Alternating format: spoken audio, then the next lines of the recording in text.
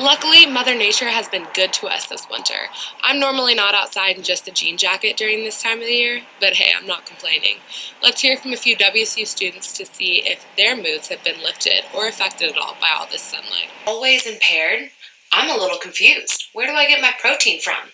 These beans that are vegan? Or the meat? With the coronavirus pandemic, colleges have shut down schools for the remainder of the semester, and most all graduations have turned virtual or been postponed. So I asked seniors, how do you feel about your last 6 weeks of school being taken from you, and how do you feel about virtual graduation? So what does this mean for WSU baseball, and how are they going to look next season?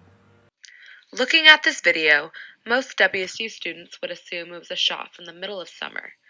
Pullman residents normally experience a long, harsh winter climate with what feels like a never-ending snowfall with little to no sunlight.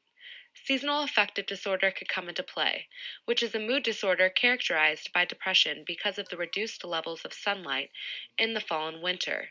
Psychologist Kate Geiger breaks down what this could look like.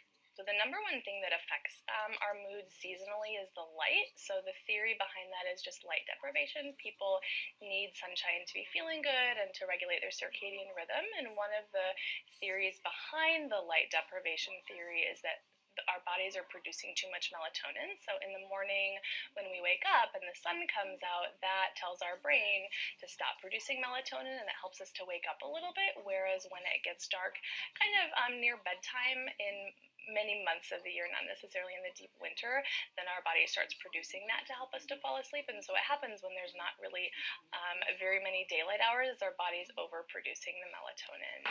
Luckily, Mother Nature has been good to us this winter. I'm normally not outside in just a jean jacket during this time of the year, but hey, I'm not complaining. Let's hear from a few WSU students to see if their moods have been lifted or affected at all by all this sunlight.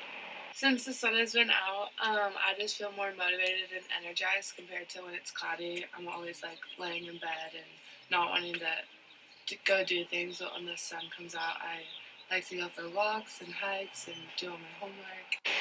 I definitely don't feel as tired. Like when it's really sunny out, I'm just like more excited and I want to be outside more. So it's really nice that now, like this year, it's really sunny instead of like really gross outside. Well, there you have it. The sun is out and the students are happy about it. Fingers crossed the weather stays this way. Ashley Brown, Murrow News 8. According to ENCA, veganism is the fastest growing diet on the planet. I'm wondering, is there a reason?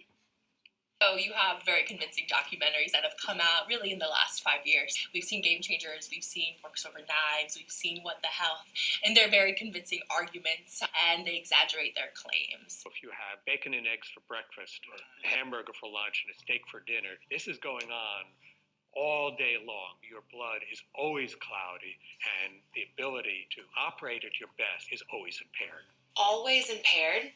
I'm a little confused. Where do I get my protein from? These beans that are vegan? Or the meat?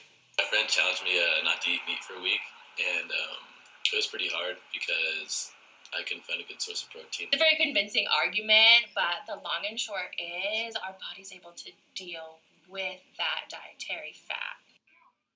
There's a lot of different opinions and claims out there, but the only thing that matters is to find the best diet that fits your lifestyle. Ashley Brown, Murrow News 8.